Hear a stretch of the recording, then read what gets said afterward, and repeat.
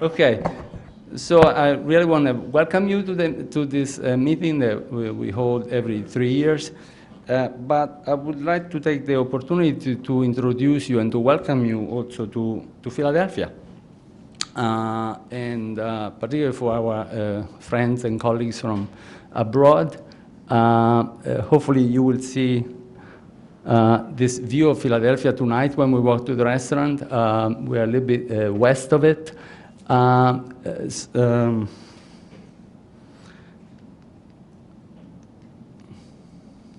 Okay, so for the what? Yeah, okay. So for those of you who were made to study Greek, ancient Greek, as I was when I was in high school, actually this name, brotherly love, comes from Philadelphia. So philos is love, and adelphos is brother. So that's where the name of this city comes from. Wonderful city, and I hope that maybe Sunday afternoon or Monday when you guys are here, have a chance to go and look at some of the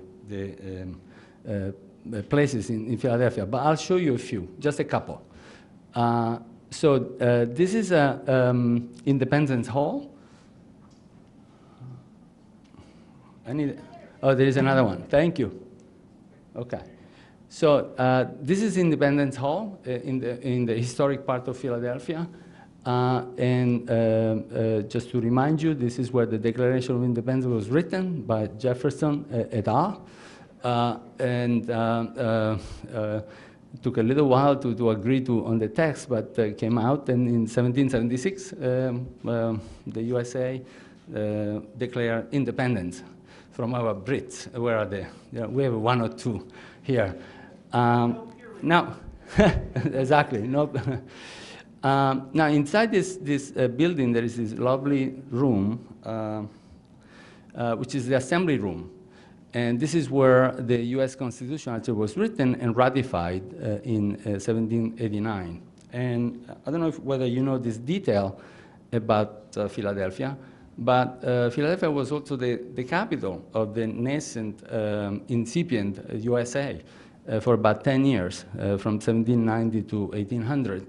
Before he moved from Philadelphia. So we have really lots of history, not as old as Rome, where I come from, but hey, it's old and very historic. Now, for when it comes to us as scientists and physicians, so Philadelphia was also the site of the first School of Medicine, which was created in 1765. It used to be called the College of Philadelphia, and then transitioned into the University of Pennsylvania. University of Pennsylvania, obviously, being one of the members of the Ivy League. And so this was the first School of Medicine in the USA. And it took about 90 years, almost 100 years, to graduate the first woman. And actually, the first woman physician in the USA graduated in Philadelphia, so it's another first for the country. But again, about 100 years later. But hey, better late than never, as they say. And also, Philadelphia was the site where the first children's hospital in USA was also created, and this was in 1855. And it's CHOP, is a children's hospital where we have the pleasure and honor to be working there.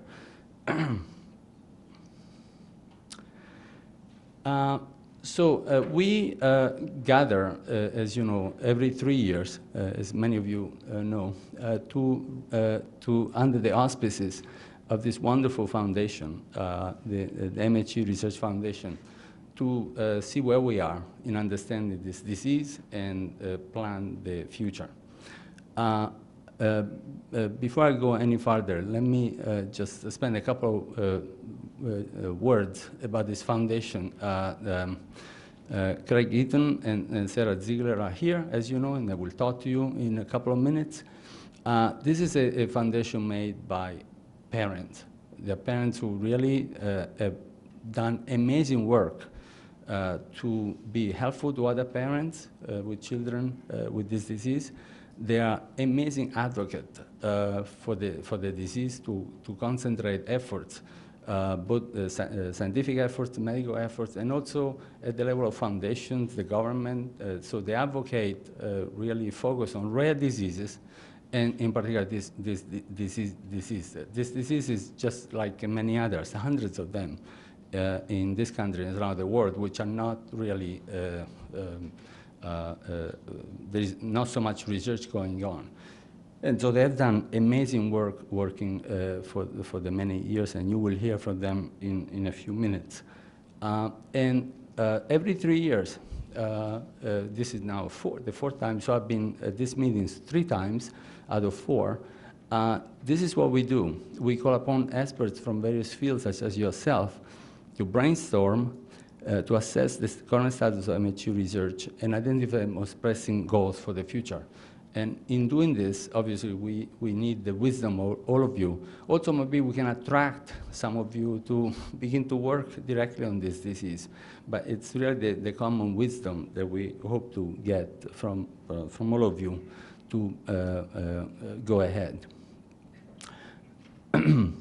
So the reason for doing this is also because even though this disease has been studied for many years, we really still trying to figure it out, let alone try to find a definitive biological solution to it. And so with Jackie Hecht and I, we want to propose just a few questions to you that we try to, we would like you to think about it. It might be during this meeting, we can go back and try to examine them and also add to it. So how many more questions can we ask? Well, really many. So just a few. So how much do we know about the natural history of MHE? So are there complications of MHE that need to be considered and defined? As you know, we hear often about chronic pain, wound healing defects, etc. So it's not just exostosis. What's going on with this in this disease? And how do the exostosis form? So despite being the key feature, clinical feature of this disease, how do they actually form? And what is the role of heparan sulfate?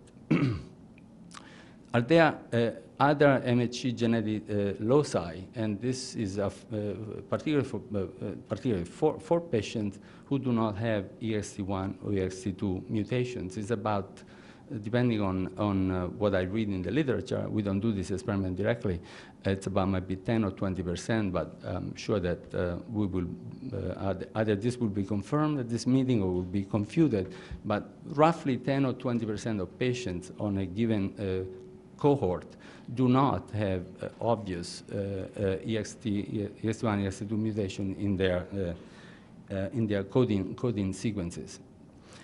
And already a few of you have asked me this. So what are or could be the therapeutic options of the future?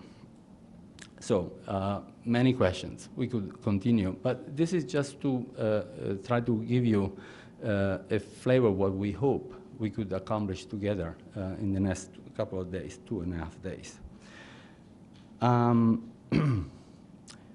So a meeting like this could not be really put together without the generous help, financial and intellectual help of many sponsors. I just want to sort of highlight. So we received very strong support from NIAMS, and Dr. Bernadette Tyree will be here, will be participating to this meeting. She's, as you know, she's the program director of the Cartilage and Connective Tissue Program at NIAMS, and she will be here. We also received support from the Child Health and Human Development, and also the Office of Rare Diseases Research. By the way, please pay attention to this office. This means that the NIH, finally, the federal government, is paying more attention to rare diseases, understanding also that, in fact, the study of rare diseases really illuminates sort of general biological processes. So studying rare diseases is advantageous from many, many points of view. The Shriners Hospital were also very generous. And Children's Hospital, actually Children's Hospital, two sources. The Children's Hospital Research Institute provided strong support, and also our own division of orthopedic surgery, and Dr. Dormans is here. Dr. Dormans is our chief, and we received strong support from all of them. So we have to thank all of them to allow us to put this meeting together.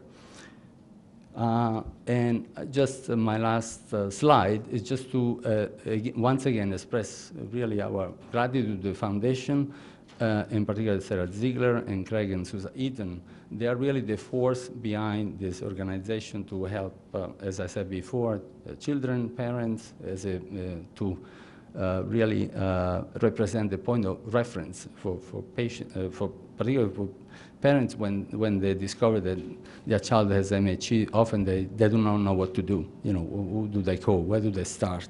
And this foundation has been really a force behind this for the last many years, as you will hear in a couple of minutes. And personally, this one personal note, a special thanks to Jan Rosa. So our program manager, this meeting would not, and I repeat, would not have been put together without her amazing efforts. And I know that all of you have corresponded with Jan and probably met her already. She's back there. And I just would like to please